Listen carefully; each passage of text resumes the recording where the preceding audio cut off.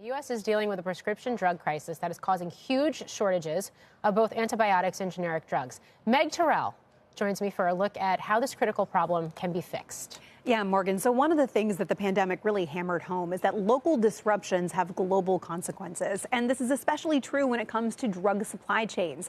That complexity can contribute to shortages. A recent Senate report noted that more than 90% of sterile injectable drugs for critical acute care in the U.S. rely on key initial ingredients and drug substances from China and India. And that can be just the beginning of an incredibly complex supply chain. The ingredients are manufactured in one place, the drugs are manufactured in another, and then they're shipped into the United States, and sometimes they're finished there. So it's incredibly complex, and the more complex you make the supply chain, the less stable you make it. Problems can arise in every step of the way. Now, that Senate report frames the issue as one of national security and calls for Congress to act, including through investing in advanced manufacturing technologies in and near the U.S.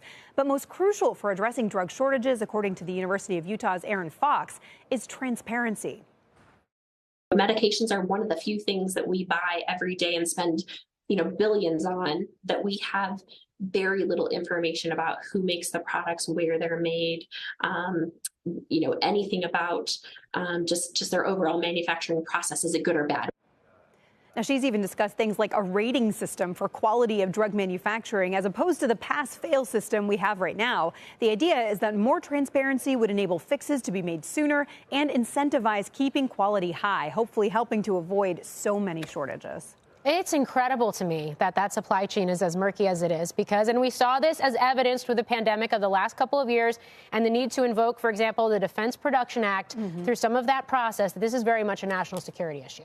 Yeah, it absolutely is. And one of the things some of the experts we talked with said was we have to make sure that the active pharmaceutical ingredient here isn't only controlled by one country. Because if there is some kind of disruption there, like a pandemic or a natural disaster, or we're having bad relations with a country that controls all of the important ingredient for drugs, we run into problems being able to access them. You've been running this series all week. I know for me it's been incredible and eye-popping, a lot of your reporting and a lot of the things that I think we just take for granted on a daily basis. What has the feedback been like so far, and what does this mean in terms of more information, more reporting that you're doing? Yeah, no, it's so true, Morgan. I've been really surprised by how many people have been touched by these things, and we've been hearing from viewers, including on one drug that we actually haven't talked about in the series yet, but that a lot of people are experiencing a shortage of, and that's Adderall.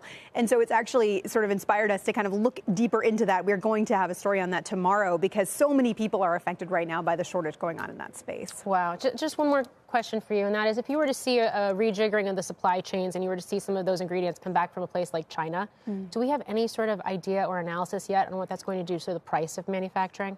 That's a really great question. Part of the issue is that these drugs cost so little. And so it's hard to invest in the manufacturing for drugs that are so cheap.